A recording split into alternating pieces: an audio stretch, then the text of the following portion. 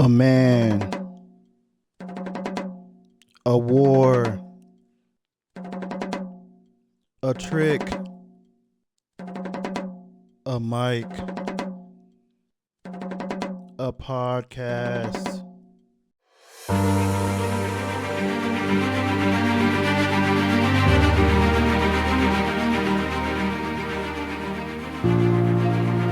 Well. Well. Here we go again. What's the pickup line that's like, you come here often? Yeah. You come around here often? You come here often? It never works. I think I've used it maybe 3 times in my life, and it's never. Well, I guess it depends on what you call work, but they usually. You know which one's my favorite? What? My favorite pickup line? What? I don't think you've ever seen this in action, but this is what I do. So like if you were, at like a bar or something. Yeah. I would come up and be like, hey. Well, I'm picturing like a bar, so like music, right? Okay. Sorry. I was just like, hey. But you got to be a little loud sometimes because of the. Yeah. I go, hey, my friend over there thinks you're really cute.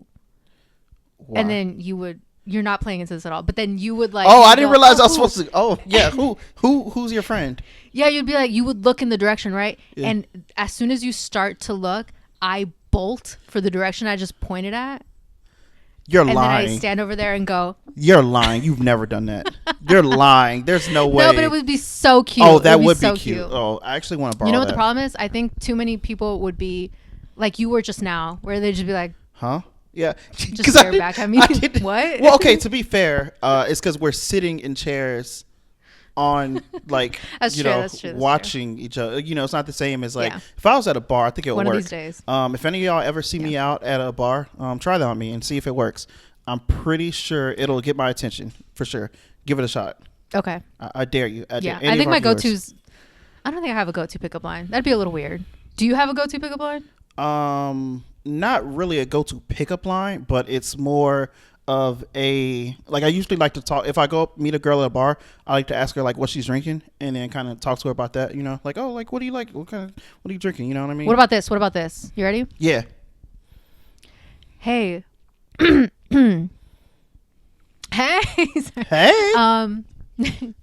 So like when's the last time you read Homer's The Odyssey? Ooh, I think that pickup line would definitely make me want to leave. I'm be like, actually my friends are calling me.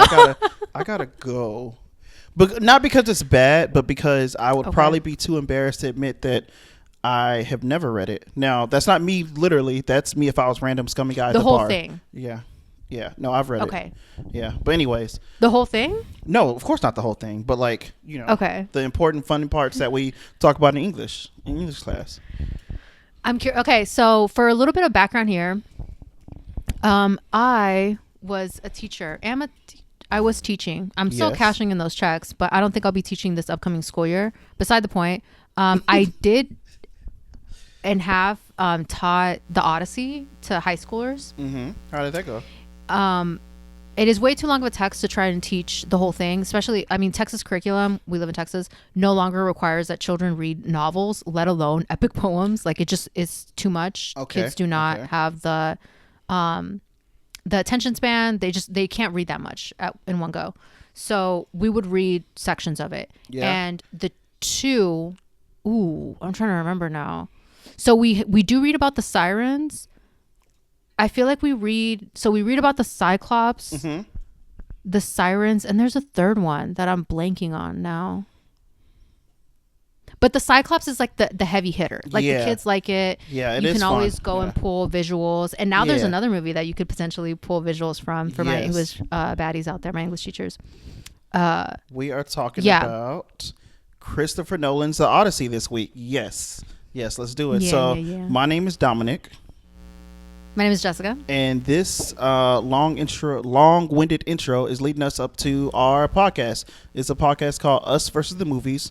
This is the podcast that does have better pickup lines than this. This is just a bit. We actually do pick up. Yeah, we were just kidding. Yeah, we're joking. We're actually phenomenal. We're really good at picking up people at the bar. Exactly. Every single time. I've seen it in action, and so has she. So never failed. Yeah, for sure. That Odyssey line actually does work in real life pretty well. I've seen it. Okay, but yeah, this week. I think I'd be like very turned off by a guy who did answer yes. Really? They'd be like, actually, yeah, and then I have to walk away. You'd be like, "What are you, a fucking pick me? Like, what? What are you, a you nerd? look cool. Okay, yeah." It's like, I mean, Yeah, I have a bad habit of my type is not the type that is into reading epic poetry, unfortunately. even though you're into, Not unfortunately. even though you're Yeah. into you want I am who I am. opposites attract, but in like, Well, my thing has always been I really, really like men that are stupid. Not like stupid, but I like them a little dumb. Like dumb is a nicer way of putting it. a little bit dumb.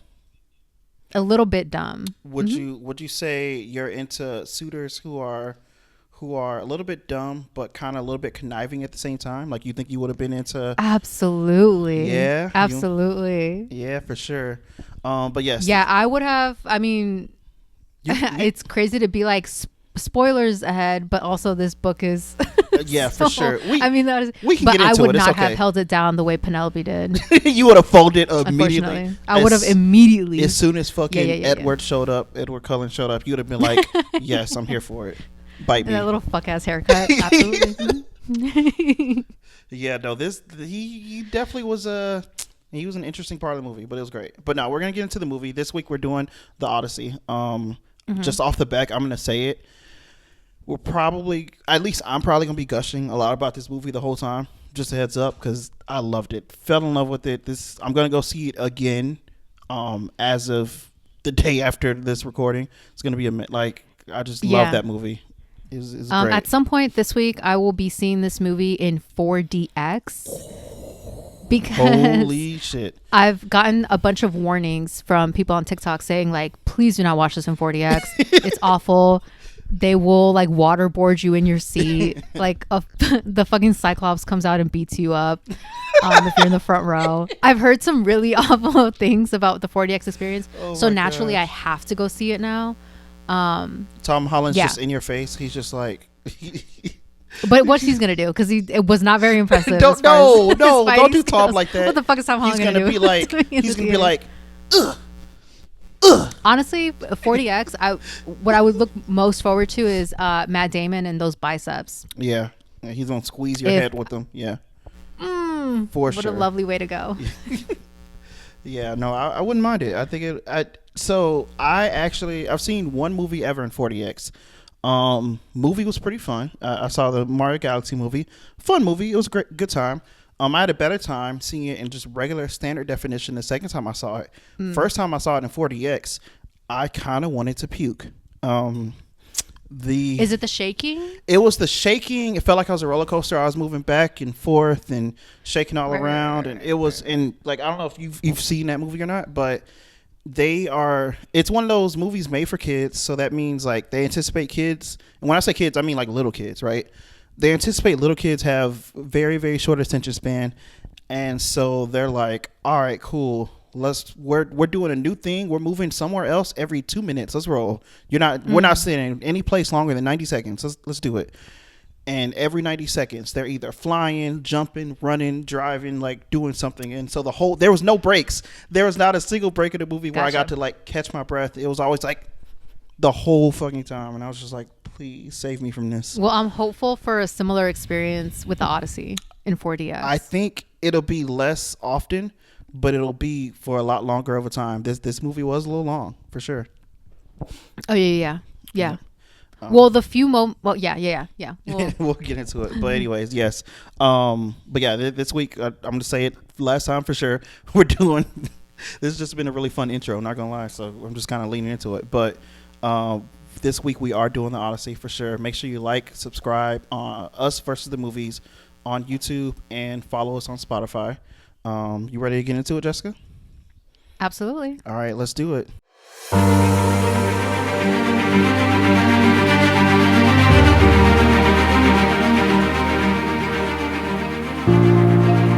What did you think about this movie? I love the movie. It was, so I'm not gonna lie, this normally isn't the type of movie that I would like go out of my way to see, especially not opening night. This is one of those like, later when it's on streaming and Everyone stops talking about it. Maybe I'll give it a shot. But something about this really like drew me into it. I think honestly what it was the cast. This had like an all-star cast, all-star. And when you have like one quick way to get me to watch any of your movies, just to be honest, Hollywood, if you're listening, is valuable information. If you put more than like 3 people that I know and I'm into a movie, then I'm gonna watch it for sure. Give me like interesting four actors. Give me 4 actors, and I'm like, oh, I know that guy, and I really like them. Or I know that lady, and I really like her. Then yeah, I'm there. So that's what got me. I saw the trailer. I saw Tom Holland. I saw Zendaya. I saw Matt Damon. I saw Robert Pattinson. I saw John Bernthal. I don't know how to say Bernthal. Yep. That's what really sold it for me. Because I couldn't wait for him to say the thing. I don't think men, he said the thing in the movie. And not a lot of women in your list of coveted actors.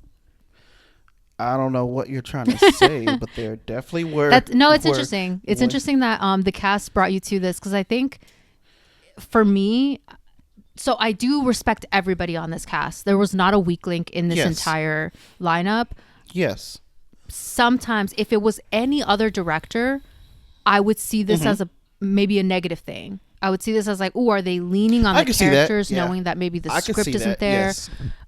And I love seeing like no-name characters pop off and do something incredible. I love it. I love being introduced to like a actor that I will go on to love that I will go on to like be hopeful about their future films. But because this is Christopher Nolan, and I know that the story is safe in his hands, I was hyped about the cast too. I didn't mention this when we were preparing for our recording today. But I am gonna bring it up just because I think it's so funny. It made me giggle. Oh God.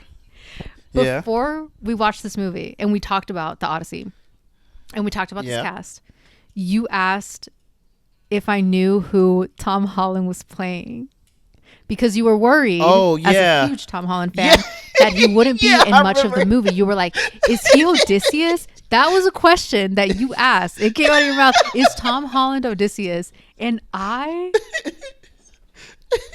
giggled watching this movie, like his first time on screen, because I was like, can you imagine Tom Holland trying to play anything other than like a young kid? Like, yeah. I was like, baby, no. And you know what? You know what's funny? I remember we had the conversation. I was like, well, he's getting a little bit older. And I was like, not old enough and not quickly enough. I was like, are you fucking me? And then there are moments where you see him. First of all, you see him next to Matt Damon. And I'm like, that's a man. Like, Matt Damon is such a man in this movie. And Tom Holland is a man as well. But he looks so baby. The way you said that sounds so... God, it's... This little clean-shaven face. This little... And then I guess watch enough of him. I know he's not American, so maybe there's a part of me that's like, maybe his voice sounds like that because he's putting on an accent that is not his. It doesn't sound bad, but I do think he's leaning into sounding a little younger than he is. I don't know if you've ever listened to him. I have, and he doesn't. There's that's just he just kind of sounds like that. No, the very first scenes we see him, he's talking like this. Young. He's talking like a little baby boy. I promise you. Give it another watch. About that. It's only the first couple of ones, and I think it is to make it feel, because Anne Hathaway, as beautiful as she is, does look a little young. This is a different time period. I obviously buy that she's his mother, and I think the ages line up as well. That doesn't matter. I think we see him being so young. I just couldn't help but giggle in theater. I was like, Dominic really thought Tom Holland was about to play Odysseus lost at sea, and you have Matt Damon looking like a hunk instead. Him next to John Bernthal. Okay, he looks like a fair, newborn. John always just looks old. Like, even when John was young, he looked old. No offense, John. I'm a big fan of your work. Love you. Because there are some people that have always looked old and can play a certain age. Yeah. Unfortunately, Tom Holland, if that boy was like, I'm 17 in this movie, believable.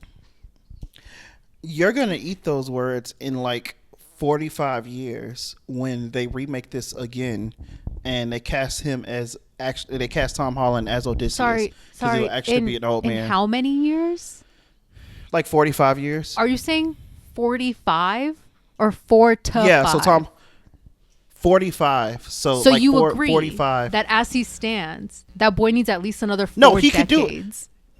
No, not at all. He could do it now, but I'm No, saying that's not when what they you do just it said, again, though. And I clarified. And that you, when and they do you, it, when they reassured he me. could do it 45 now years. for sure. No, it's not Tom about the action chops. Visually, you would have to put that man in so much makeup to get him to be a believable 35. Let alone Odysseus' age. Well, he's not 35. That's so what to I'm be, saying. Anyways, He doesn't look his age. He looks much younger. It made me giggle. I was like, this is so funny. I was like, I would give anything to know what was going through Dominic's mind. Okay, since you put me on the spot and we're not editing any of this out, we're keeping this Yeah, in. I don't absolutely. care how Go long ahead. the recording is. Since we putting me on the spot, right? The thing that I thought about when I asked you this, because at the time I hadn't watched any trailers or anything. I was going off of pure hype. Like I was literally like, I seen the movie poster and I had seen everyone online talking about like, oh, Matt Damon's in it, and Zendaya and Tom Holland and Edward from Twilight and The Punisher, and I was like, all right, cool. Like all these really great names or whatever. I hadn't seen any actual visuals from the movie, so I was just like, all right, well, I know they're in it, but I don't know who's what, and so I was like, you know, I really didn't follow because I still am not sure how that would. So who did you think? Okay, it's fine. It's fine. It's fine. it's fine. It's okay. To be fair, it was both ways. I didn't know who Tom Holland was playing, so all I knew is, okay, I had heard, because you're leaving out part of the Anybody conversation but too. Odysseus, right? Sure, I guess not literally, but anyways, we are moving forward. So yes, the Odyssey. Yeah, So I you really thought it was love a really this great movie. Okay, yeah. I did. Yes, it was a great time. I'm gonna see it a second time. I might see it a third time if time permits. We'll see. Yeah. We will see. For sure. What about you? What do you think? I also love this movie. I went in having, a little bit, maybe a little bit more knowledge about the Odyssey. Certainly not as much as like some really diehard fans of that type of literature. I'm nowhere near that, but I am a Christopher Nolan fan. I went in knowing that if nothing else, this would be like a beautiful movie, like visually stunning. And yes. I'm okay with that. Like I was like, if it's not my cup of tea, but I was, I'm happy to say that it hit everything I wanted it to. It was so much more of an intimate story to me, which is what I love out of movies. Yeah. I loved all of the creative So you came in differences. Yeah. Yeah, I came in thinking like, if nothing else, it's going to be a beautiful movie. It's going to be well acted. Okay. Cool. And I walked out going, oh, it was so much more than I could have hoped for. Like the trajectory that Christopher Nolan went, as like the changes he's made to this movie, to the original poem in order to adapt it for screen. I loved. I supported all of them. I can't think of anything that, to nothing like serious to like gripe about. Maybe like tiny little things here and there, but overall I was like, yeah, this was phenomenal. No movie is literally perfect, but it's pretty good. Well, as someone who, okay, we'll save that for another episode because I guess maybe there is something. But as someone who isn't as familiar with the Odyssey, right? Like I read parts of it in high school, kind of what you mentioned, and I remember some of my favorite parts. It was cool, but I wasn't super familiar with it, so I kind of went in just blank expectations. There was nothing but hype that I heard about it, and I was like, all right, well, let's see what the hype is about. And I was more than pleasantly surprised. I know there's a lot of people out there that haven't really read it or dove into the Odyssey. They don't really know much about it. Go see the movie. Just check it out. Just go see it. It's gonna be worth it, worth the money, worth the time. Go see it, but maybe take a nap beforehand so that it's not that it'll put you to sleep, but it's a little long. Yeah, so in true Christopher Nolan fashion, this movie is damn near 3 hours long. Yep. Crazy. I show up for all movies about 20 to 25 minutes late, like after the start time, because I'm not a fan of trailers, and with the way that some of these go on so long, I'm like, oh, I'm not gonna dedicate half an hour to. I'm not gonna do that. Just to sit there and look at trailers for movies that I'll probably go see anyway. So I think the runtime was like well warranted here. It felt like this movie earned its runtime. The few moments in the film where you could argue like, oh, it's a little slow, I thought added to it. I was like, yeah, we needed that. I think we needed that for the pacing. Otherwise it feels like I'm being like fair. Attacked all the time, especially in the combination with, the sound here, like some of the creative choices. I liked the lulls. Yes. Um, Yes. every like I think if you went through the film and like took little screenshots, everything is so stunning that I Mm-hmm. totally understand how you end up with a movie this long. Like, how could you cut That's any of these beautiful shots? These like cinematic. Every time that they arrive at a new island and the beach looks different, I'm like, stunning, beautiful, gorgeous, love it. I cannot wait for. It's funny you say that. I'm willing to bet like a good amount of money that there is some kind of. Now, will it ever get see the light of day? Probably not, because Christopher Nolan doesn't seem like the type of Oh, director's cut. filmmaker. Right. I guarantee there's a 4 hour director's cut out there. I guarantee you. And I'd sit there and watch all of it. Yeah, I yeah, wouldn't go yeah. to theaters to watch all of it because that's just a lot, asking a lot from the audience. But I would sit here and watch. It'll be kind of similar to like I sat through the whole three and a half, 4. I forgot how long it was, but the entire kind of shitty Snyder cut of the Justice League for some reason a few hours ago. Okay. Not few hours, few years ago. I sat through that and it wasn't terrible. It did add to the movie. So yeah, I'm asking for a I don't even know what you would call it, but an extended director's cut, Snyder cut version of the Odyssey. Drop it sometime near the end of the year. It'll be great.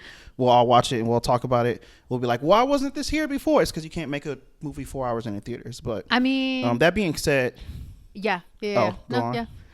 Um, I was about to ask. I'm jumping ahead a little bit because I think I put this in the notes, but I think it kind of works well here. Do you think this movie and other movies like it maybe ask a little bit too much from its audience? As in, number one, it's based off of a really, really, really, really, really old piece of literature that, if we're being honest, probably most people have been exposed to, but not really like dove into. And then number two, on top of that, it's also just super, super long. Do you think maybe the combination of those two things are going to turn some people off and they kind of have a right to be like, yeah, no, I'm not going to see that? interesting. So I would say one of the gripes would be that, and this isn't personal to me, I feel like it's fine. This is a very modern adaptation of the Odyssey. I don't think you have to know anything about the poem, like Homer's poem, in order to enjoy this movie. In fact, I think if you do know a lot about the poem, it could be a reason that you maybe don't like this movie, because there were a lot of changes made from the original text to the screen adaptation. So no, I don't think so. I think even like we don't even get particularly like complicated language in this adaptation. No, it not feels at all. very modern. Which I love that we don't, to be fair. And I know a lot of people didn't like that. I kind of like that because I do remember struggling to read through this when I was younger. So I'm kind of glad they didn't do that. But yeah, it is a more simplified version, appealing a little bit more to the masses. For me, part of that, there's only like one moment that I can really think of where I was not a fan of maybe like over exposition. let's hear it. Let's get into it. I think it's delivered by Tom Holland when he's it's a combination. So throughout the movie, we get a reference to Zeus's law so many times, and I'm like, is he thinking that I'm gonna forget after like the first 3 or 4 times? Because we get it told to us over and over again, right? Zeus's law. You welcome a stranger and you treat them the way that you would want to be treated, which is why, if someone shows up to your cities, you give them what they're asking for. You give them a meal, a place to stay. You're hospitable. But then there's a moment where Tom Holland, I think maybe coming off of that explanation, says something like, well, we believe that any human that you encounter could be a god or like a goddess in human form. Therefore, it would be like sinful almost, to deny them whatever they need because of Zeus's law. Right. But it's that where I was like, I think you get this beautiful moment with Zendaya later on, which we'll talk about a little later on, that I feel drives that point home. I could see how if you weren't paying attention to that scene and the way that they've cut it with the statue of Athena and then the context of that scene for the whole movie so far, I could see how someone may have missed that the sentiment that Tom Holland directly says to us is there, like it's shown to us, right? a goddess Yeah. can take a human form. Like that is what that scene represents. It just felt a little like I'm not a baby, you know. Tom Holland does not have to sit here, Right, yeah. former like fellow baby, and explain this I to got me. you. I get it. Okay. So that was just one of those. But I also realized like, well, Yeah. I could be coming from a place of like maybe I read into these little things a little too much, and maybe someone who's enjoying it just a little bit more casual watcher might have never made that connection if it weren't for this explanation of, you know, why Sousa's Law is so important. Right. That's totally fair. I made the connection, and I saw, you know, I understood what he was saying, but I also didn't mind that he said it. And I made the connection at the end, and I would have made the connection at the end either way. But I really didn't mind because I felt like it was very on the nose, you know. But Yeah, exactly. didn't It almost mind felt that like, he- to me, I was like, well, the actual scene we get playing out, it feels so much nicer to convey that same message, right? It just feels so much more cinematic. As opposed to, because it was Yeah, but I literally think- just him talking to, I don't even know who he talks. I don't remember who he says it to. one of the background characters. Exactly. It felt a in the little like, background. I didn't, okay. I Yeah. guess. Well, I didn't mind it. I didn't mind it, and I think one of the reasons I didn't mind it, and maybe this is kind of one of the few weaknesses of the movies. We'll get it out the way earlier. Anytime that they actually brought up and invoked like Zeus's name or Poseidon's name, or they showed Athena, so it wasn't as much, or even like Ares' names, or like, you know what I mean? Like anytime they actually brought up some of the gods and like kind of said their names and stuff, I thought it kind of added a little bit to the movie because we really did not get hardly any of the gods in this movie. And I Yeah. would say that's probably one of the few weaknesses of it. It was a little Interesting. strange. You would think, yeah, even as much as I love this movie, right, as much as I would praise it as like a straight up 9 out of 10, unironically, it would definitely have been a 10 out of 10 if there's some moment where we could have just got, I don't know, like freaking, it would, like they could have gave you, you know, they could have put, they could have showed Ares at some point, right? Okay. Or dressed up as like a random soldier, or So, even do you want to get into that now, anybody. or do we want to put that conversation on pause? Because I think that falls into like this idea of, was this a faithful adaptation of the book, and is that a good thing or a bad thing? we'll put it on pause. You're Okay. right. You're Let's right, talk about the you're right. characters I'm jumping first. ahead a little bit. I'm getting It's excited. okay, it's I'm getting okay. excited. I'm jumping It's ahead. an That's exciting, okay. That's because I fair. do love that Yeah. talking point. I think we maybe disagree a little bit here, but we disagree and Okay. we arrive at the same conclusion anyway, which is that Yes. Yes. yeah. Okay, so for those that are unfamiliar, I'm going to do like a quick run through of who plays who. So we have Odysseus, our lead, played by Matt Damon. Stunning. Oh my God. Matt Damon has never looked better. Penelope, played by Anne Hathaway, is Odysseus's wife. Sorry. They're married. They have a son, Tom Holland, who plays Yeah. Telemachus. Yeah. And we have Eumaeus, played by John Leguizamo. I don't know if you're familiar with this man, this actor. Okay. Nope. He was not at in all. like the 1990s Romeo and Juliet with Leonardo DiCaprio. Oh, Yeah, okay. and he was also in Tu Wong Fu. Phenomenal actor. He's done a lot of stuff. He also acts in Spanish, which is why my mom was so hyped to see him on screen. Oh, that's cute. And we see him Yeah. old, like in old makeup, before we see him in young makeup. So we see him in old makeup, and my mom goes, "Oh my God, what happened to him?" And I was like, "Mama, this is a fake eye. Like this is not what he looks like." Yeah, incredible. Eumaeus, Zendaya, of course, plays Athena.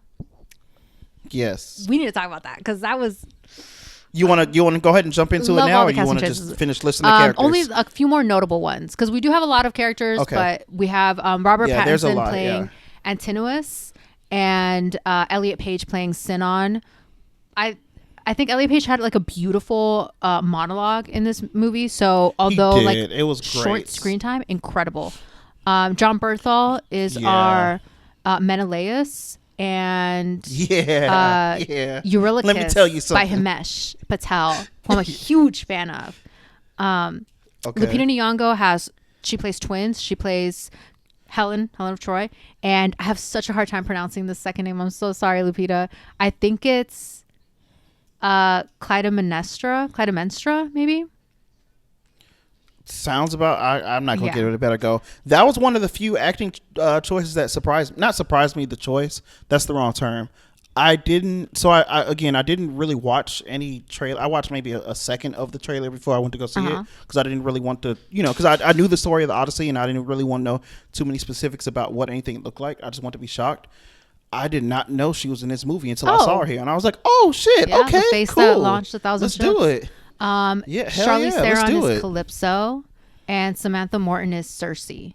And then we have Agamemnon played by Benny Safdie, but that almost feels like we only see him out of like his headgear and his beautiful costuming for like a brief moment. So Agamemnon is not that. Yes.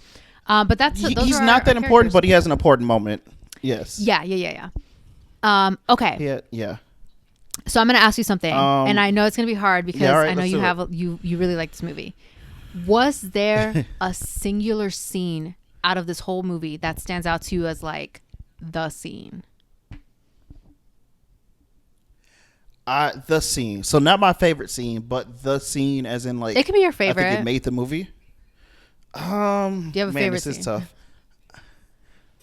But I like how you worded the question better though. Okay. Does it stand out as the scene? I'm gonna say, yeah. I think the scene. Well, okay. I'm gonna have two answers, right? There's one that I think the movie wants to be the scene because they keep showing it and re-showing it like multiple times in the movie in different cut up clips and stuff like that. And it's I think you know what I'm talking about.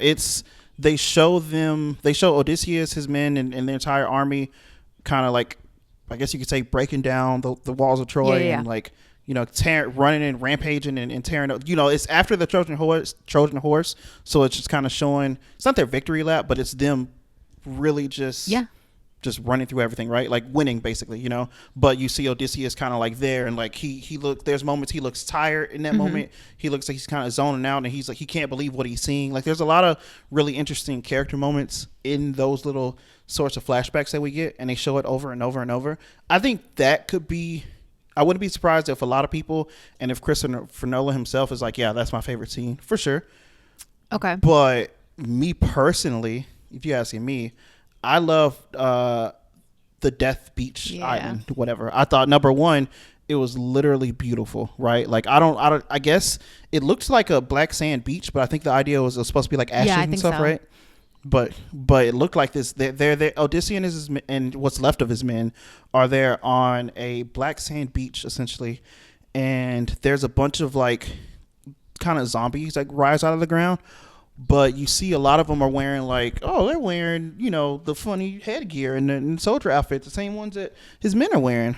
That's interesting. And he recognizes a lot of them. And we found out it's this apparent island or whatever is supposed to be kind of a gateway to hell, if you could, right?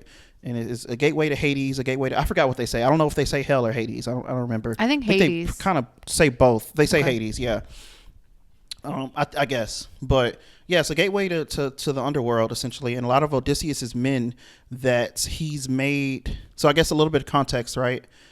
Odysseus has made some questionable choices. It's not just him. I think his men need to take a bit of accountability here too. But their journey back home after the victory in Troy has been anything but easy. They go through a lot of different islands and a lot of different places where they get in some sticky situations and they die. We're going to get into some of those, because some of those other ones are also my favorites, and they kind of make up, I think, the most interesting parts of the movie is just seeing the struggles and stuff that they go through. But either way, there is a lot of his men that are dead, and there's two specific characters that we'll get into that specifically talk to Odysseus and kind of give him, I guess, guide him towards where he's going to end up near the end of the movie. Because this scene happens, I would say probably 2/3 into the movie, 2/3 away into the movie after they already been through a lot of shit, but not fully, but not everything. And at this point, when they get there, Odysseus is kind of questioning himself. To me, this is kind of like the climax of the movie. He's questioning himself. A lot of his men have already died. They're starting to kind of turn on him and look at him crazy, like, we don't know about you, but and this is on top of all the guilt and everything that he's feeling from getting his men killed, but just also from the crazy war they just fought in general. This is from the guilt that the fact that he hasn't been home to see his family, and maybe that's kind of the point, his own fault. There's a lot of emotions and stuff that are piling up on top of him, and then so for him to see just the image and the face of all these people that he himself were responsible for getting murdered in a certain type of way. Yeah. Oh, it's almost too much. It's enough. Like this moment to me, the reason I like it so much is very make or break. It could have easily just broken him. Like I could have definitely seen a different version of this story where he's like, you know what? No, I can't take this anymore. I'm out, and just I'm not leaving. Like I'm just gonna stay here, and or maybe like the zombies like kind of drag him down to the underworld because it's his fault, something like that. You know, some kind of representation of he doesn't deserve to go on. But no, instead the opposite happens.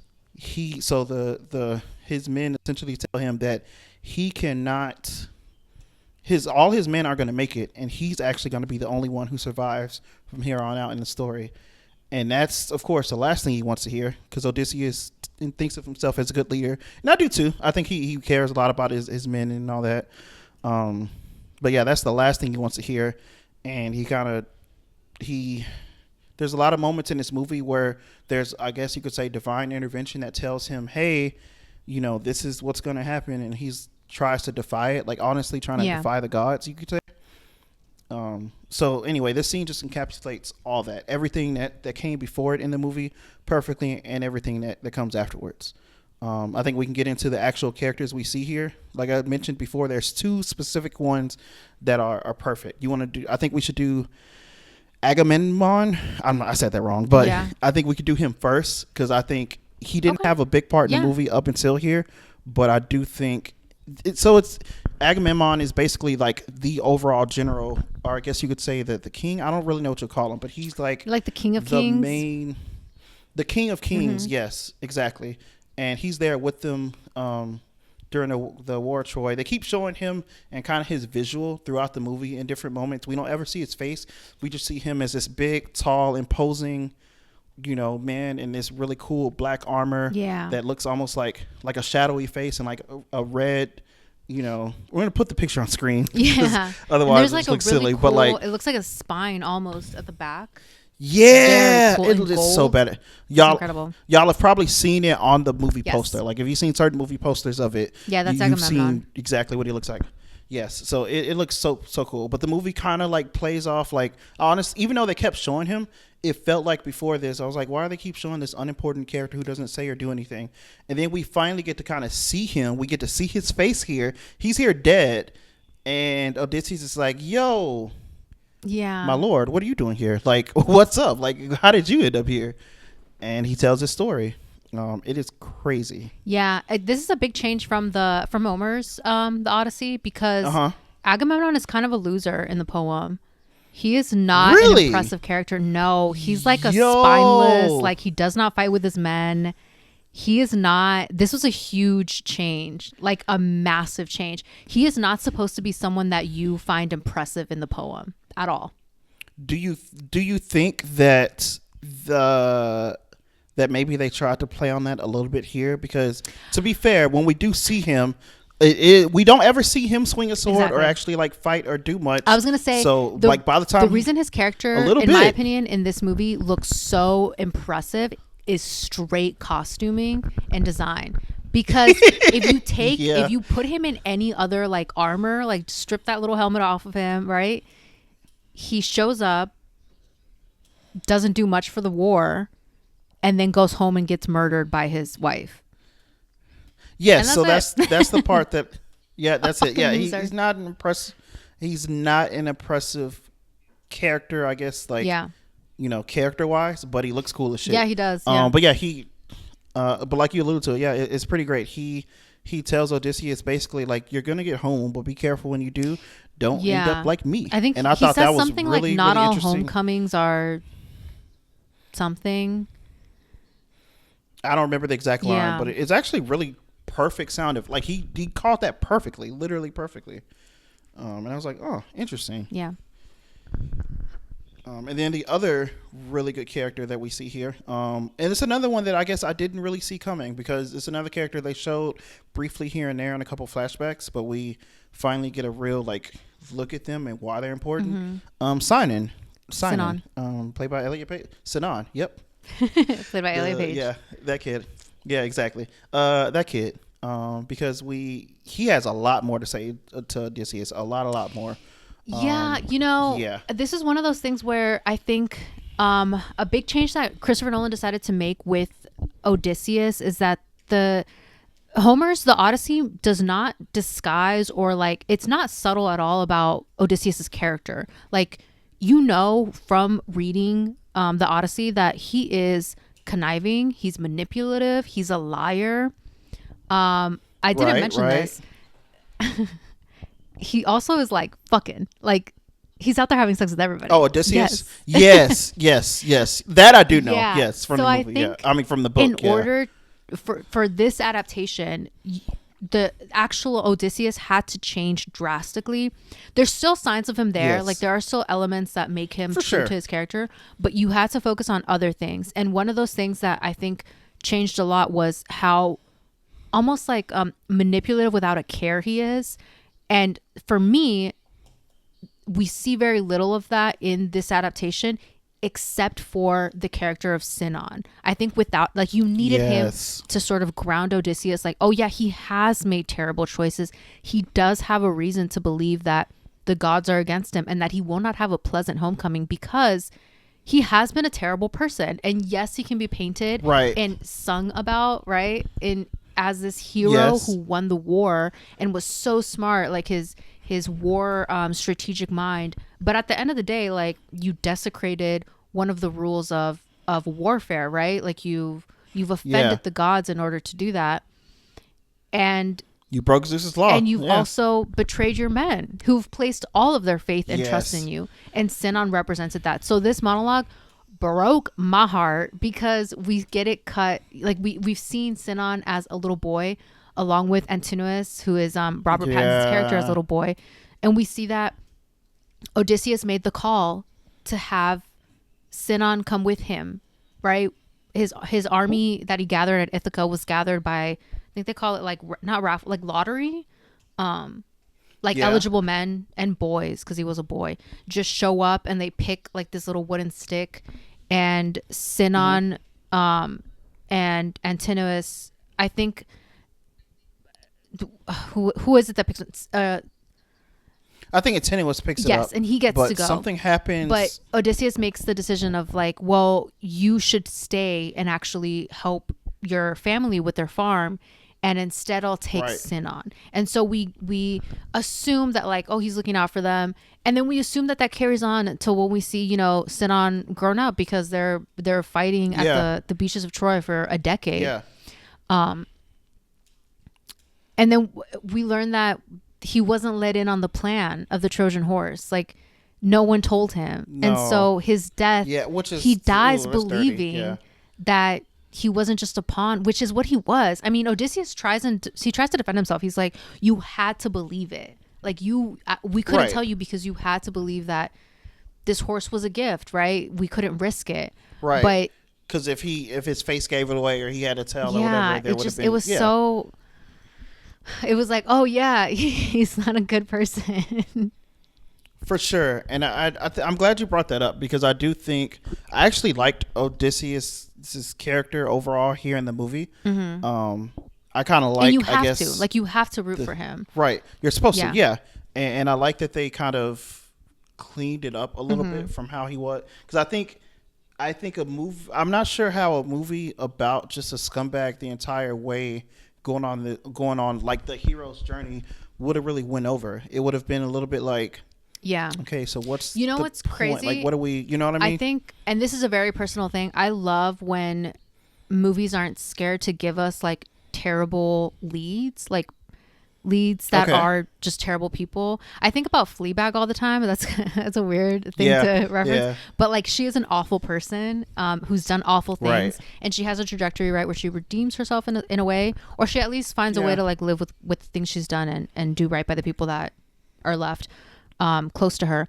But I think about how difficult it would be for most audiences to root for someone if they were, a cheating husband, a conniving man, like a not a very like sympathetic war hero, right? And I think you have to make those changes just to appeal to. I almost wonder, like, what would it have been if we had an Odysseus that was maybe a little less like appealing to us and a little more shitty. I don't know. Well, I think kind of sitting here thinking and talking it through, I think the main reason that they probably had to make him a bit more of a redeeming, not even redeemable, but just a redeeming character in general, like just a almost an upstanding, like, because you can even argue some of the worst things he did in this entire movie were just kind of consequences of war. You know what I mean? So it's almost like he not even, I wouldn't say that, but I'm saying you could make the argument, right? So it's kind of like, okay, is he even, he's not even that, not even top 10 of the worst characters we've seen in movies, right? I think the reason they had to do it that way is because they probably had, this feels like one of those movies that had an ending already in play and in mind before the rest of it even came along. Like they knew where they wanted to end up. They knew where they wanted to end up with him in his homecoming, and spoiler alert for I guess the end of the movie, but he eventually comes home. He does make it after a very long time. Oh no, do you think there was someone who didn't know that the story of the Odyssey is a man coming back home? Yeah, maybe, I mean, hey, maybe. Listen, I'm not gonna lie to you. If I hadn't have ever read the Odyssey, I probably would have wondered, is he ever gonna make it? This shit crazy. This shit kind of crazy. Like this, because I could also see another version of this movie where he just dies on one of the random islands, and this whole thing is just the story of a man that was. I don't know, but not as compelling. But anyways, yeah, he does. Come home. He gets in this really badass like fighting scene. And he kills a bunch of people, and it's pretty cool. And it feels very like John Wick-esque, but like old fashioned with just a bow and arrow. Very badass. But more than just that, like that scene makes him look like, this awesome, amazing character. More than just that, though, the way people talk about him back home. So I kind of alluded to it earlier. There's two major plots in the movie. There's the Odyssean and his men and what happens while they're out. And then there's what happens while they're at home, like back on in his kingdom with his son, Penelope, the suitors, and just the random kind of people in his kingdom. And what I found interesting about that second plot is every time anybody brings him up pretty much back at home, they all hold him in the highest of regards. Like they all think he is just like the man that could do, he might as well be like Jesus to them, like the man that could do no wrong. And I think the dichotomy between that and how we see how he sees himself, especially as the movie goes on, as this like kind of horrible, guilty, just terrible, shitty person. I think it's that little like trade-off, right, is interesting. But I also think if you would have had him be a scumbag the entire time and then come home and be welcomed with sort of like he's not welcomed with a hero's welcome, but I would say he has a hero's homecoming and like the the cool fights and everything he does. I think the ending wouldn't have hit as hard if he was a terrible person along the way. Interesting. In my opinion, I don't think it would have made sense. I guess is the point. We'd have been like, wait, why is he cool now when he sucked earlier? Basically, like it would have been really weird. So I think maybe they had that in mind, and that's why they were like, all right, well, we know where he ends up, so we can't have him come from down here all the way up here. We have to kind of even it out a little bit. I think it's interesting that you mentioned how people talk about him because the movie opens with oh my god, I'm blanking on his name. Travis Scott. Come outside. It's lit. With him singing the song, right? Like telling the song of Odysseus and how he won a man, a war, whatever. Yeah. Mind you, what else is spreading? What other story, what other myth is spreading at the same time? What? The story of the sea people and how this world is going to ruin because because now there's people out there that show up to islands and pillage and rape and steal, and they come from the sea, and just as quickly as they show up and cause a fucking mess, they leave.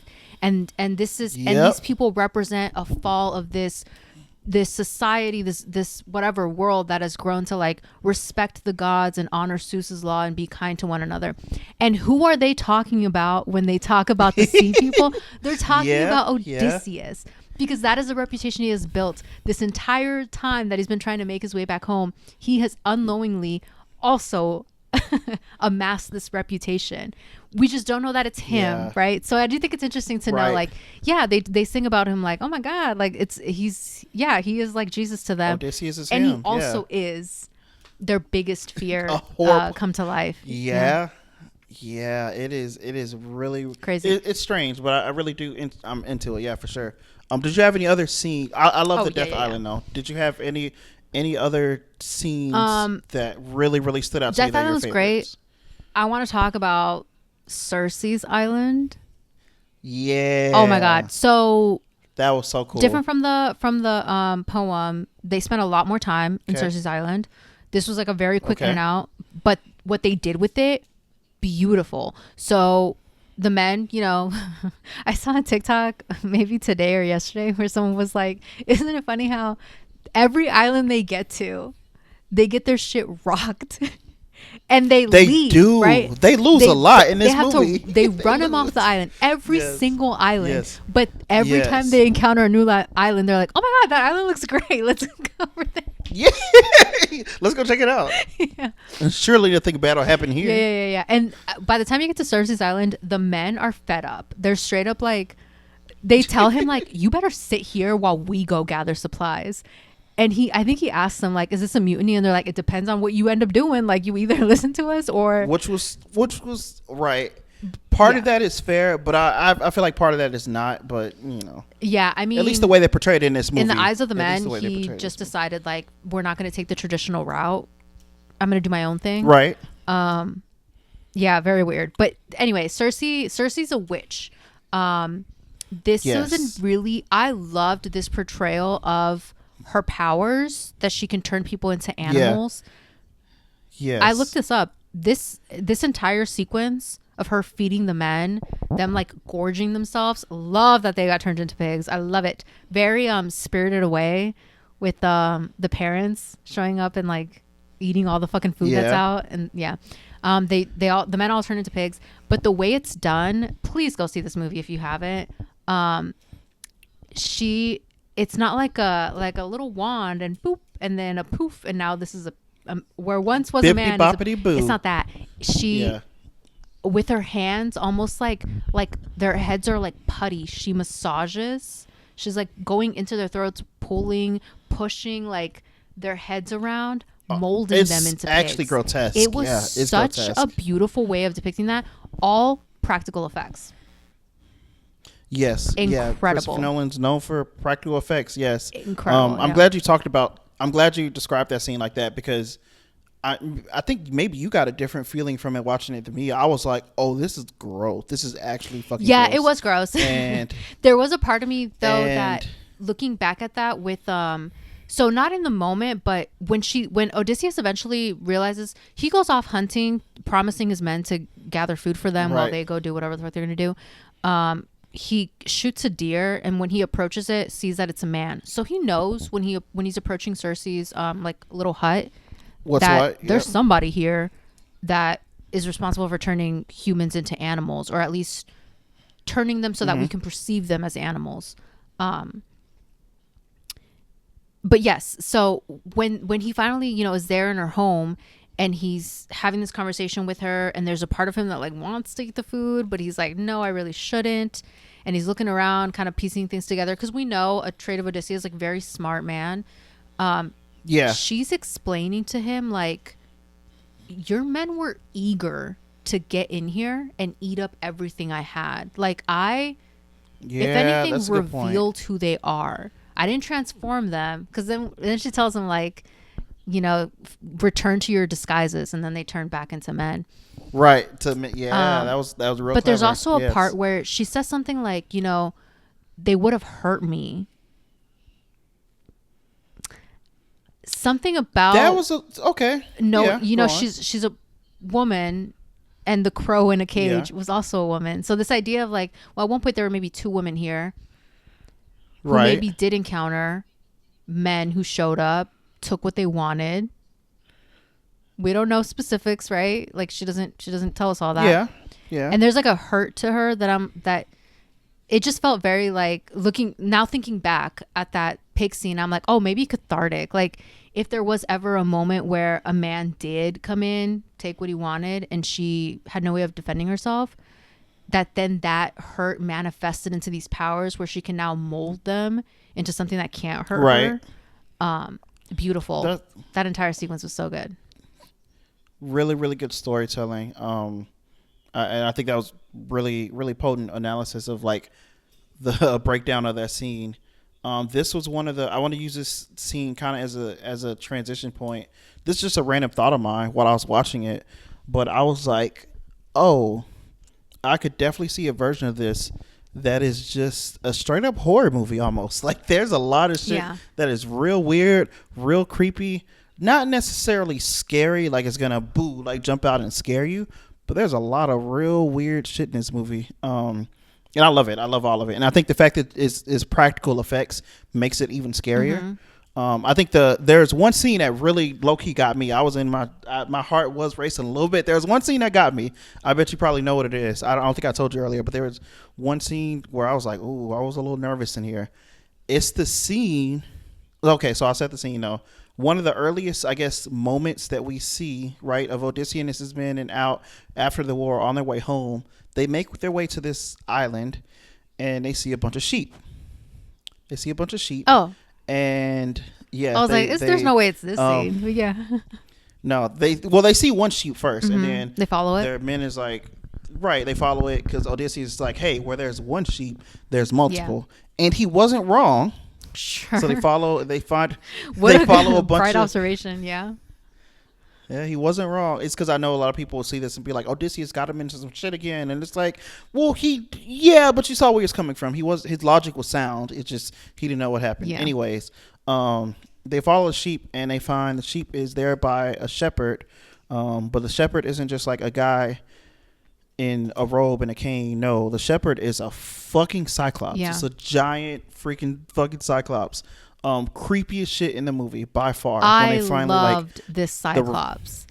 The reveal of it was great. Yeah. Yes. I don't know if you've seen many like depictions of the cyclops, like both in art and in movies. Yeah. It's always interesting to see how they like where they go, whether it is they give it like a human body or if they mess with the proportions.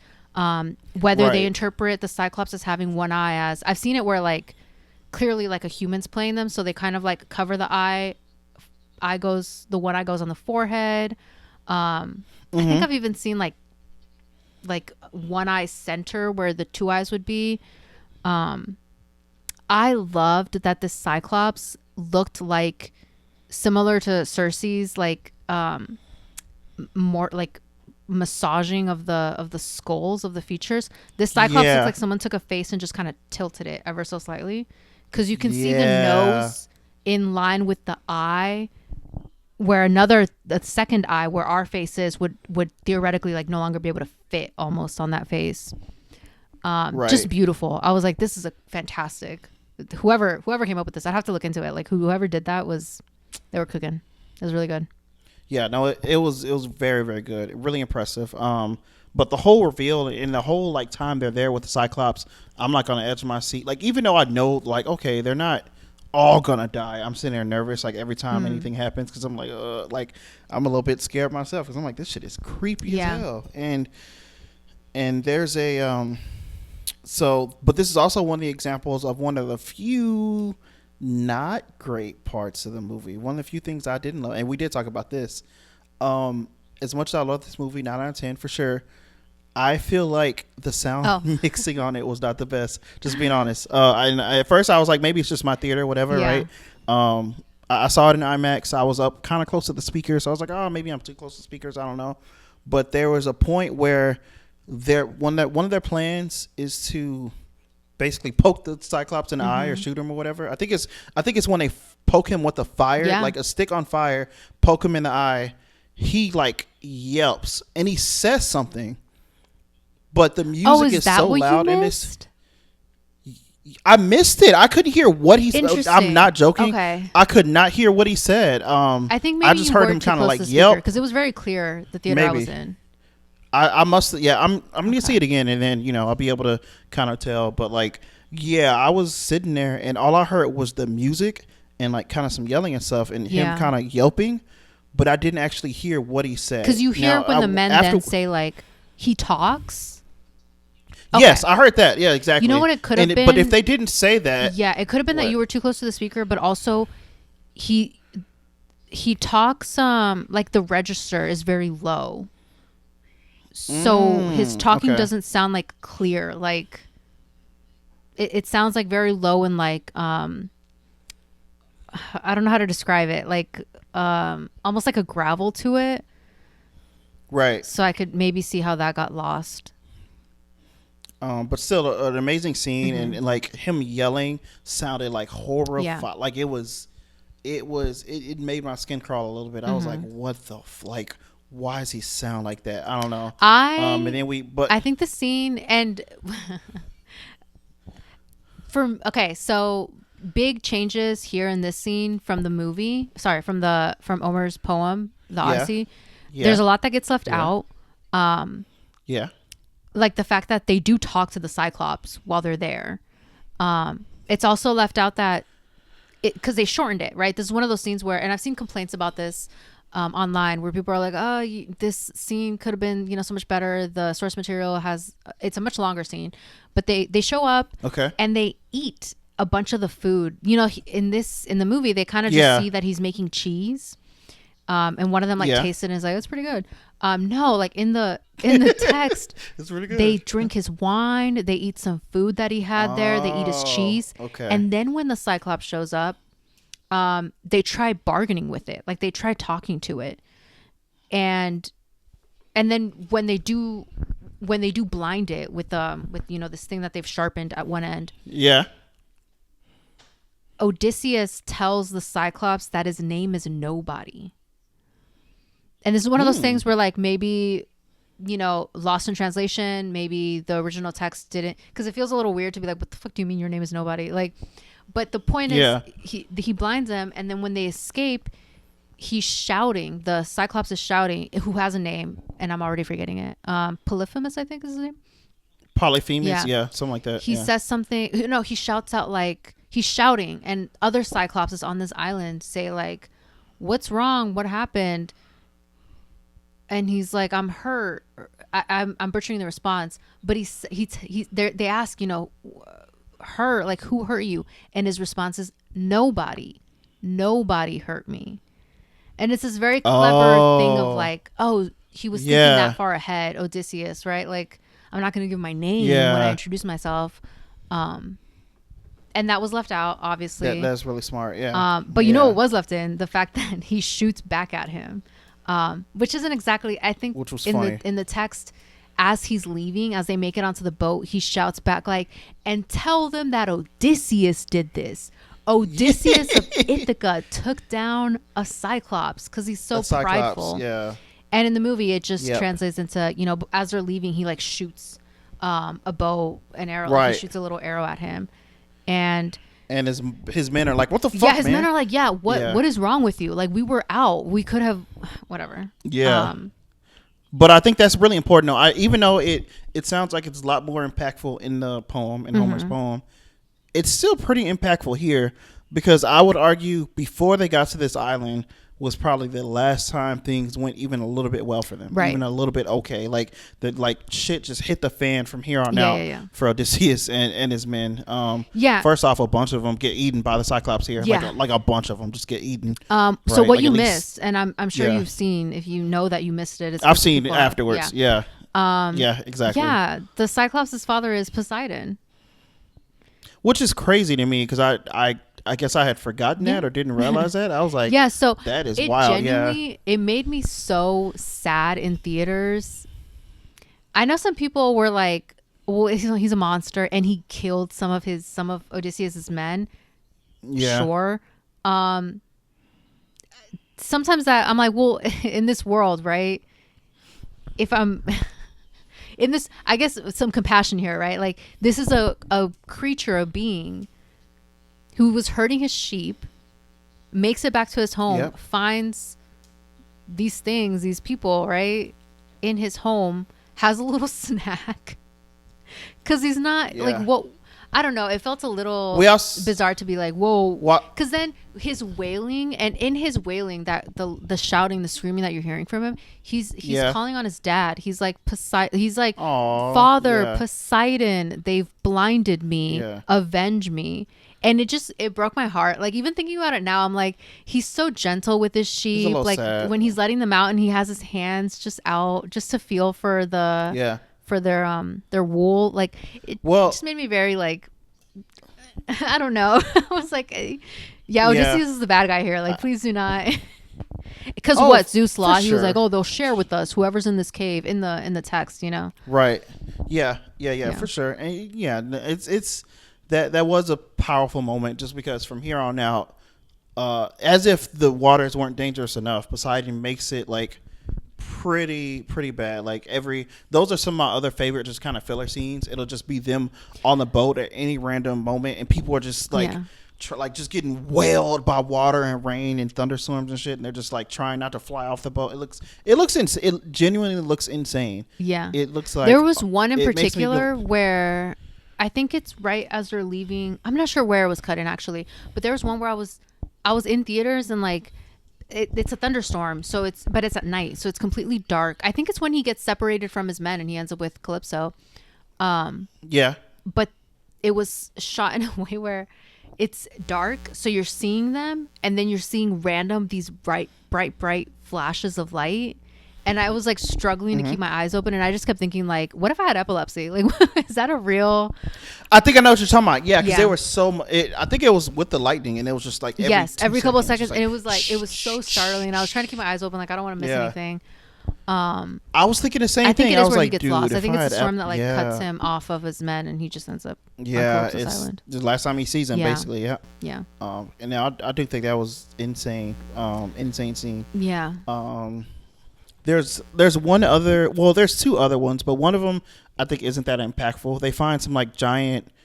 Yeah, with the moving trees. Eating men. Yeah, which was, I guess that was kind of interesting, but I was like, it was really cool to look at. I'm not gonna say it wasn't, but I feel like there's not a lot to talk about. What I was gonna say, the more interesting, I guess, unless did you have something? No, I think it's just one of those things that got cut down for the sake of the movie. And right, just had it was more, there. It was cool. Yeah, more info. The one thing I will say about that there's one thing I'll say about it that was like, oh, interesting. I guess I didn't realize, and I think the movie does a weird job of playing with numbers as far as how many men he actually is sailing with. Yeah. Because I thought that going into that scene, I could have sworn there was only him and his like one, maybe two boats. But we see like 2 or 3 of his boats get taken out by the weird giants on that island. Yeah. And then he still sails away with just his boat and the people there. And I'm like, how many of them did they have? It's really weird. I was like, yeah, that's a little bit of. They already had more than I thought. Maybe like movie magic. Yeah, because I think in the book in Homer's the Odyssey, he has a ton of men. He has like hundreds of men, right, that he's sailing with, and a couple of boats, but it does dwindle down. I think the movie gives us maybe 3 that we follow. Right, and 2 of them get taken here. At this spot, and then it's just the one. This last boat kind of lasts for because by the time they hit the sirens, it's just the one. Right. Yeah. But that's the other thing I was going to bring up though. That's the other, I guess, like monster or whatever that you could say here. It was Charybdis and the sirens. And what did you think of this scene? The sirens? I thought it was kind of insane. Yeah, the scene with the sirens and I guess the overall like dilemma that he had, right? Because he's like, okay, if you go towards the whirlpool, there's Charybdis, and I think, what did they say? They told him on Death's Island, basically, like, what's going to happen. Like, everyone will die, or you go the other direction, and 6 of your men. Everyone else will die. Yeah. 6 of your men will die. Mm-hmm. Yeah, and he's like, well, I can't. Yeah, what do you think? That was another thing where, I guess, the conundrum. Very like Sinon, he has to lie to his men, so he fakes it like, oh, let's go to the whirlpool, knowing that his men will go the other way. And so then it felt a little like, so you didn't want to be the one to make the choice of sacrificing 6 men to the Kraken, going in this direction. So instead, you faked like the whirlpool was even a possibility. And of course, your men. But I think, right. Yeah. And they're pissed off at this point. Yeah, they're like, what the fuck, dude? But I also think that this was. But I don't know. That's one of those things where I kind of said, look in the mirror, because the only reason he was able to even like pull this off was because they weren't like the last like, I don't know, 45 minutes of the movie up to this were just them like going to different places, and he'd be like, "Hey, we should do this thing," and they're like, "Nah, fuck you, you're crazy, Odysseus. Like, you don't know what you're talking about. You're losing." But Like, that, they all were of starting to that rebel comes, so that much. all comes after he explicitly denies what they wanted from the beginning, which was to follow the route that they knew was a sure Yes. route. And he's like, I'm What- done yes. with following Yeah, you know. Agamemnon. Let's go this other direction. So I can understand being Eurylochus on his his mate there and being like, nah, fuck you, dude. Like, we're only here because for a reason that they didn't question then. They had faith in him. He just won the war, right? They didn't take the Right. route that they knew, the tried and true route. So I don't fault the men too much. I'm a little like, well, I get now why eating they the felt cattle the way did they feel do. a little like, all right, well, Yeah, exactly. And I don't know if it's just me, but I also felt like maybe they would have been humbled a little bit and reminded why Odysseus was the leader when it comes to after they left Circe's island, Mm-hmm. because he was the only one who kind of saw what was, you know. And maybe you could be like, oh, he had a head start, but it's like, I don't know. I feel like he was the only one clever enough to have even if he was with them, I feel like he would have figured something there wasn't right. You know what I mean? And I also think, or you could say the other way, if he was there with them originally, maybe things would have gone on a little better. She wouldn't have been like fucking immediately frightened, screaming like, okay, I got to take the, maybe it would have been a little bit more like a easier kind of, I don't know. But either way, after everything that happened and he saved them, I thought they would have at least been a bit like, all right, Odysseus, I guess fine. You reminded us what's what. Like, you are the leader for a reason. Fair enough. But no, those ungrateful. No, I'm just kidding. I'm not gonna do that. Those ungrateful bastards. No. I just become an Odysseus truther. I would have followed him anywhere. No. You're you're Maius. You're John Leguizamo, the pig farmer. Let me just like, no, he'll be back. He's coming back. That was so okay. Can we? You brought him up. Can we? Not gonna spend super long. But can we, those were some of the I don't want to say every time, but almost every time he was on scene, getting his shit kicked in by some random whatever. Those were so sad. Made me so fucking sad. I loved him. I genuinely thought I don't want to say carry the movie because that feels like maybe a little bit too much of a stretch. But I loved him in this movie. He was down great. to him being like, "What's happening?" Like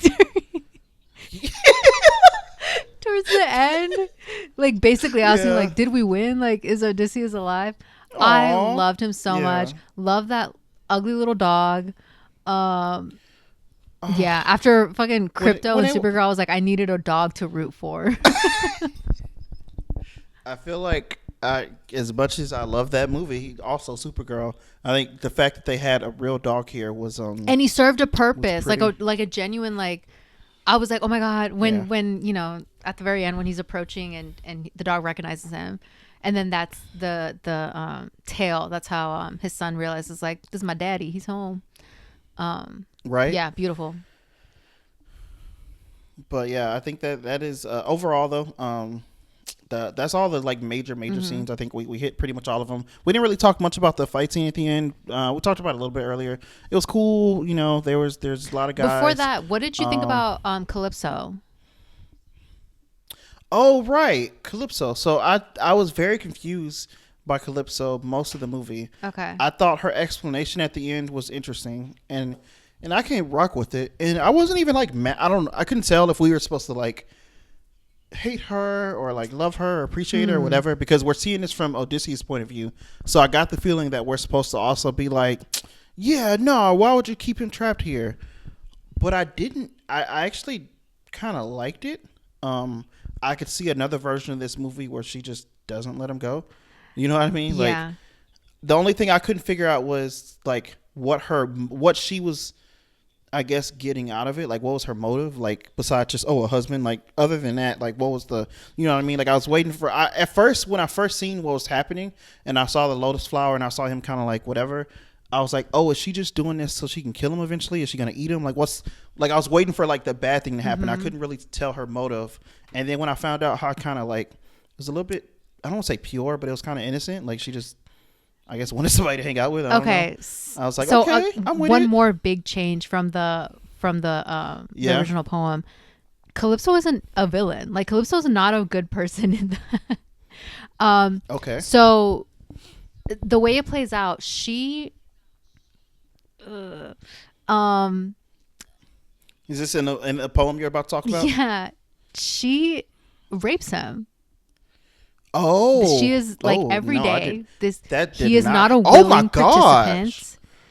It is very clearly she's a nymph, so she's like this beautiful man washes on her shores, and oh my god! First of all, let me back up. Let me get this out because I have to. Matt Damon looks so good on that beach. You think even as the old ass, like with his like, Oh, but that hella body white looked beard just down to right, here? babe. I wasn't looking at that fucking beard. You even couldn't with the see beard, half even his with the chest beard, 'cause of beard. that Okay. body was so incredible. I was like googling like, did Matt Damon get in a shape for this movie? Was he always kind of in shape? Where's he been hiding? Like, Yeah. what was the prep time for Yeah, him? where's he? Incredible. But yes, in the original text, Calypso, the lotus flower is she's drugging him so that he can't remember his home. She keeps him there. She's raping him. Yeah. And Insane. Yeah, she's didn't know also that. telling him Okay. like I can grant you immortality. We can be here Oh. forever. I think at some point, because she is beautiful, and they cast Charlize Theron, who's like She is real dead pretty. ass, like a Yes. stunning woman. Yeah. But she's comparing her beauty to that of Penelope's, his wife, like explaining like Yeah. she's just immortal. There's no way she's like more beautiful. There's nothing there's nothing back home that is better than what I'm giving you here, essentially. And in the She kinda text, got a point a little bit. in the text, this is so heartbreaking, and I'm glad they got rid of it. In the text, Okay. every day, every night, I think she's raping him in the days. Every night, Oh my god. Odysseus is on the beach weeping, and he doesn't even know what for. Because he can't remember his wife, no. but he's Yeah. there bawling his eyes out. Oh. So the fact Oh, that yeah, we no, get he very definitely- different, yeah. we get almost like a helpful Oh, yeah, Calypso, no, like I was just healing Yeah. your body until your mind was ready, and it's like Mine was okay. ready, which was. Yeah, okay. So you knew that going in. So when you saw it, were you just like? I was a little like I this think I was bitch. like on edge a little bit, like waiting for the other shoe to drop for us to see something a little sadder or worse. And then it didn't happen, and I was Right. like, okay, that's it. Okay, all right, Christopher Nolan. I maybe sure it would have been really heavy to have included or even alluded real heavy, to, especially. to any of I that. mean, it's yeah, because I feel like there's a lot of. This movie wasn't like it's not for kids, so it's not afraid to shy away from kind of adult things, war and death and whatnot, and survivor's guilt. But this, oddly enough, there's a lot of really really dark things they could have went with if they just chose to kind of avoid. I mean, you know what I mean? In some ways, I really appreciate that they left out so much of the like sexuality that Yes. was in the original poem. They left Because you could basically all you of could it have had out. that same dilemma with Cersei on her island. Exactly. You could have Yep. seen the suitors potentially. Yep. Yeah, like there was a lot that was left out that I was like, you know what? I think the rated R Good for for you. being for the like the bloodiness of battle, totally fair. I appreciate that it wasn't. He just was like, let's scrap that. And We don't need even- it. And even the bloodiness of the battle was toned down. Yeah, a for decent sure. amount. Yeah, for sure, for sure. Like a good, which I'm not mad at it actually either. I kind of liked that they did that. It's funny. I was talking to one of my, and this could maybe bring us to our next point, but I was talking to a coworker recently. This is maybe like a day or two after I'd seen the movie, and they were kind of they didn't have any experience with the Odyssey, what it was about, or anything, right? They just kind of thought it was based off, I guess, the trailer or the poster or whatever. Like it was just a war film, and they were discussing whether or not like they should bring their kids with them, blah blah blah. And I was like, I think I told them I wouldn't bring my kids, but like you could, you know what I mean? Because there wasn't anything really heavy. I told them it wasn't actually that bloody, because to me it didn't really feel like much of a war film. It felt like a fantasy film. Fantasy maybe is a little weird of a word, but it felt like, weirdly enough, almost like some kind of weird nerdy movie, like a fantasy nerd movie with a bunch of like monsters and witches and sirens and shit in it. with a little bit of like, oh yeah, I went to war one time and I feel sad about it. And I say that sounding like condescending, but like it actually it came together in a really really nice package. I'm kind of glad. I think I'm saying the same thing you were saying. I'm glad it wasn't as heavy as it could have been, for sure. Yeah, so I'm remembering now. So when I asked you what your favorite scene was, for me, because I think this brings it into like when we're talking about faithful adaptations, you know, to screen to the screen, like what is that like? The scene that solidified like what to me at least, what Christopher Nolan was trying to do with this movie, my interpretation, was when you finally do storm Troy, and again things are moving kind of in like slow motion, or at least it seems like Odysseus is a little bit out of it, like he's walking through, not necessarily like participating the way that other soldiers are, and they get to a temple to Athena, and they pull a woman, and the men are going, you know, they're slaughtering anybody and everybody that's literally anybody that's there. But they pull a woman who, I think from her clothing we know she's a priestess at the temple of Athena. Okay. Yeah. Played by Zendaya. The woman that the men are holding, the priestess that they're holding, is played by Zendaya. And they behead her. And at the same time that they behead her in front of Odysseus, and she's begging them not to. Yeah, it's really, really dark. They also cut the head off of a statue of Athena, and we see that head roll. And this scene happens much later in the movie. It's when he makes it back home and he's talking to Penelope through the screen, like partition. And he's explaining that he didn't feel, or he's explaining, you know, the atrocities he's witnessed in war and what that war really represented, which was crossing this barrier of, we had this respect as people where, yes, you can go to war, but we respect the same gods, and that means something. And in what they did at Troy, you know, it was like sacrilegious. And we get in that scene the reveal that, you know, his wife Penelope gave him a little pin of Athena. And in critical moments throughout the movie, he's seen Athena, played by Zendaya, by his side, like a helping hand, a guiding voice, and that's what she represents in the text as well. But this scene for me, I was like, oh, it was so brilliant. I was like looking around like, anybody, oh my god, y'all, like, y'all seeing this shit? Like I'm like jabbing the guy next to me like, bro, what the fuck? Look at this Zendaya up there. I do have something I'll tell you at the very end about the person that was sitting next to me. It's the whole thing. But this choosing to depict Athena, because, okay, if we go back to the long explanation Tom Holland gave us that, well, you have to be kind to everybody because the gods can take on a human form. And there is a way to read that scene as Athena has taken the form of a human, a priestess, Zendaya. And so now he's haunted by Athena and he sees her everywhere because that was her. Like that was, you know, you could do that. Yeah. You could also interpret this moment as an innocent woman was killed and that's what's haunting him.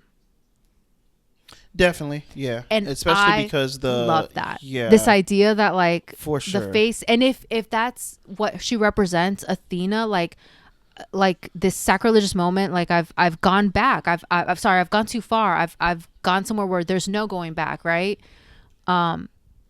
Just beautiful. That scene to me, I was like, oh, Christopher Nolan, you done did it again, bitch. Like this is incredible. You done did it again. I was like, this fucker. And the music that's playing there, the music, just jumping back real quick, that was playing during the sirens was also beautiful. Just this movie was scored beautifully. Yes. But that scene to me was like a definitive, like, oh, to me, right? Going into it, I was picturing, or I was imagining, I'm going to see a story of the Odyssey, and the Odyssey to me is a story of man versus woman. No, sorry. Man versus gods. Right? Yes. I'm sorry. For some reason, all of the options flash where it's like, oh, there's only 4 types of story. Man versus God, man versus society, man versus whatever, right? So I was Yeah. picturing man versus God, because when I think of Odysseus, I think of a man whose whole plot, like his whole drive was, can he defy the gods? And to Right. me, Right. this movie turned it into, this is man versus himself. Like a man having to deal and having to cope with what he's done, and whether it's something he can forgive himself for. And if he can't forgive himself for all of it, there's no point in going back home, right? Right. I loved it. It to me, it brought this movie that could have been and still is in some regards, because we do have these beautiful mythical creatures and these like the witchcraft and magic and these scenes of visiting Hades and stuff. But to me, it was like, oh, we're just watching a man really have to confront like the choices he's made and the people he's hurt along the way. And that felt like, yeah, that's relatable to anyone and everyone. Definitely. Yeah, for sure. And I think they took a really, really complicated, sort of almost difficult to follow, poem, essentially, right? Poem by Homer. They took a really, really difficult piece to follow and comprehend in a lot of ways, like really complex a piece of literature, and turned it into a super, super, super digestible. Here you go. Here's a nice piece of cinema on a silver Yeah. platter, and I think that's just wonderful. I think it's great for sure. If you haven't gotten a chance yet, but you'd like to, go see the Odyssey. Just watch it. Just for sure. Just watch it, man. Yeah, you should. And if you haven't, and this is for anybody. If you're like, oh, I don't plan on seeing it, please at least listen to the score. I don't know how many people do that. If do you do that? Do you ever listen to like movie scores? Scores is just like music without lyrics. Like just never. Okay. Nah, Okay. I should. What happens with me is there will be like one or two songs from most movies that I love that really stick out, and I'll end up listening to, like, I'll either add those songs to my playlist, or I'll listen to those songs a lot going forward. I'll be like, oh, that was really cool. I remember that song, and it reminds me of the movie. Mm-hmm. But I think I'm not as into just like kind of instrumentals. As beautiful as I can appreciate them, and as great as they are, I'm not as into it. So I couldn't like name or recall exactly what any individual song from this. I'm just not cultured enough. Okay, I'm just not cultured No, I enough. think Right? it's Like it all sounded like it sounded like awesome violins and horns and trumpets, and it was all blaring in my ear. Maybe after the second time I hear it and I get to hear it a little bit more clean, then I'll appreciate it Yeah. more. But Yeah, no, it's one of those things where I think I have a hard time doing things in silence. So, but then there's stuff like if I'm ever studying or if I'm cleaning, and sometimes I don't want lyrics, or if I'm driving, sometimes I really don't want lyrics. I don't know why. got it. And I Got love it. certain movies for having like scores that feel so like anytime I study, and this is real, if I'm really struggling with like studying and making time for it, I listen to the Social Network soundtrack, the score. It is Aw. so good. Every time That's I'm like, cute. okay, I gotta focus here. I gotta lock in. And this is one of those where I exiting the theater, I went and looked for the song that plays when they do pass through the Sirens passage. Yeah. So good, so good. The song, it feels so like haunting. And then the story that we get from Matt Damon of like, yeah, it played. And then I don't know if I guess you wouldn't have if you were, but it's what he hears when he sees Penelope again. Oh no, I didn't Yeah, catch that. That's yeah, cool. yeah. I thought that was randomly really intense for like that type of conversation. I was like, okay, Yeah. like, no, that is really cool. But that's the Odyssey, you guys. I had a lot of fun with this recording. I had just as much fun in the movie. Honestly, like I said, go see it if you get a chance. Go see it. If not, once it comes to streaming, just support it. I know streaming services cost way too much money, and it's kind of a ripoff. It's annoying, but either way, you get a chance, watch this movie and keep watching it for sure. I have one recommendation to make off of it this week. Technically two, kind of cheating a little bit. Weirdly enough, they're a little different. They're not a movie or a TV show or anything. They're two video games. If you were into this movie and you were into it because like me, a lot of what drew me into it was kind of like the Greek mythology, right? There's these two games in the same series. They're called Hades. Hades 1 and Hades 2. They're two games. They follow. Don't look like that. They're great. They're fun. You're just like, okay. No. As I can. Okay. No, they're awesome games. They're roguelike games, roguelike RPGs.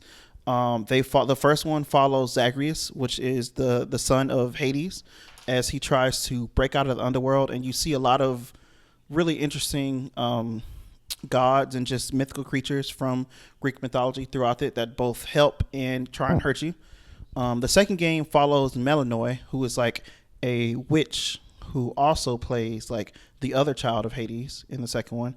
Kind of similar type of deal, but she's not breaking out of Hades. She's trying to break back in because she got exiled as a child. So she didn't. Zagreus grew up with his dad and was like, "Oh, my dad's kind of a piece of shit. This sucks. I want to get out of here." Melanoi grew up never knowing her dad. So, but I think they do a really interesting interpretation of all the Greek gods, of not all of them, but a lot of them. There's Poseidon, Zeus, Athena, Dionysus, Apollo, Hades, of course. Like, they do really fun, silly interpretations of all of them. So if you are hoping for a little bit more of any of those in this movie, like I was, you can get your fix through those games for sure.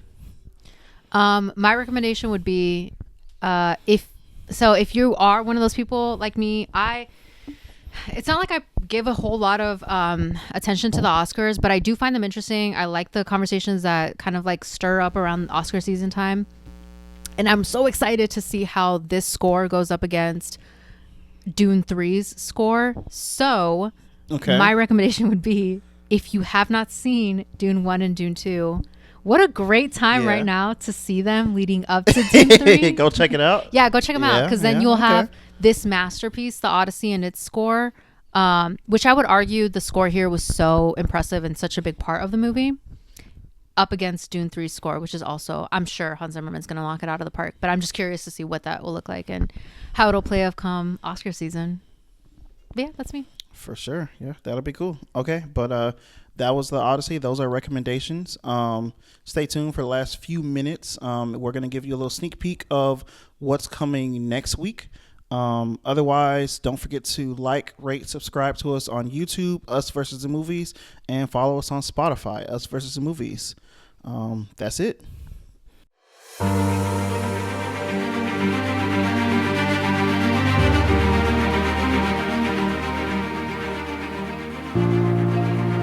So for this week's wheel, I know last week's was a little bit of a joke, but we were still so excited to do that. This week's wheel, we each nominated 4 for the wheel, 8 total. You can also see me, my reflection, recording myself. Fun. Let me censor this. Okay. And Jessica has promised. Yeah. Oh, go on. No, I was about to say, Jess, I was going to put you on front street a little bit. Jessica has promised, after she has cheated the first 2 episodes of this, she's promised and swore not to cheat on this third one. She's going to give us an honest spin and make sure that it's okay.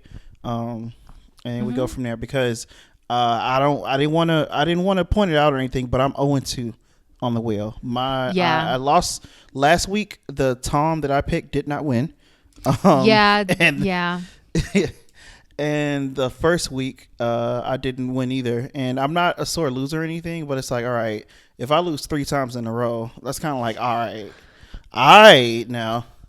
You think the gods might be in my favor here? It definitely seems possible, for sure.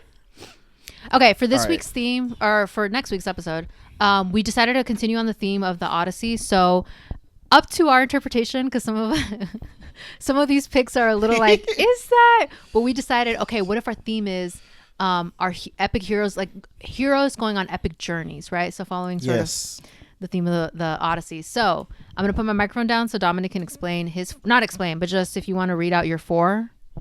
Yes. Yeah, so the 4 I picked were Shrek, Bullet Train, Star Wars, Episode 2, and Scott Pilgrim versus the World. I went the other direction, but that's okay. Okay.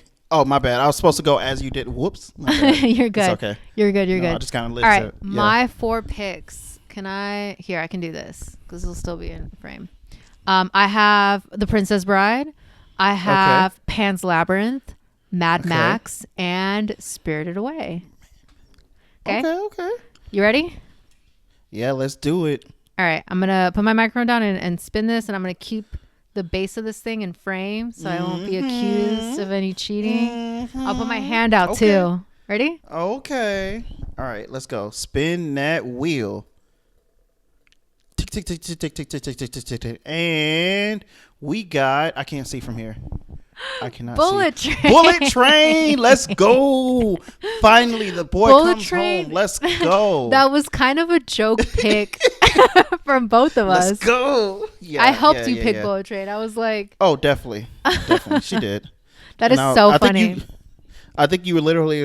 I don't know. We were just talking about like what should we do next week, and you just like, I don't know, Bullet Train will be funny, and I was like, Well, let's because do Bullet Train. you had like three really solid ones. You were like, Yes. for sure Shrek, for sure Yes. Scott Pilgrim, and Star Wars. Star We actually Wars. talked about Star Wars too. We were like, which one? Da, da, da. Yeah. But then with your fourth one, you were like, I'm not sure. And we both, maybe you brought a Bullet Train, but then we're like, no, I don't think it fits. And I was like, what do you mean? Yeah, he's on a journey. I guess. Sure. Yeah. That's the story behind picking it. Yeah. Bullet Train. If you haven't seen it, hilarious movie. Really, really great action in it too. He goes on a bit of a journey. Technically, I ain't Yeah. gonna lie. It's I'll watch it again, and then next week I'll be able to explain a little bit of how it ties in a little bit better. But right Sure. now, I'm just excited for a reason to go watch that movie. So Yeah, come same. back next week and see me geek out again for probably the third week in a row over Bullet Train. Love it. See you next For week, sure. bud. All right. See you next week. All right. Thank you guys. See ya.